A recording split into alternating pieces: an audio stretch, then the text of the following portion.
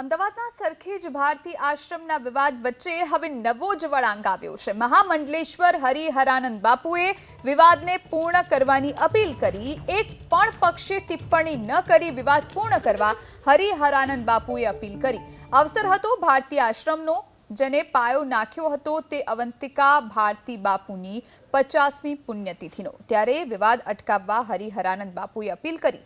વિવાદના કારણે પુણ્યતિથિ પર મહાભંડારો અને મોટા કાર્યક્રમો રદ કરવામાં આવ્યા છે।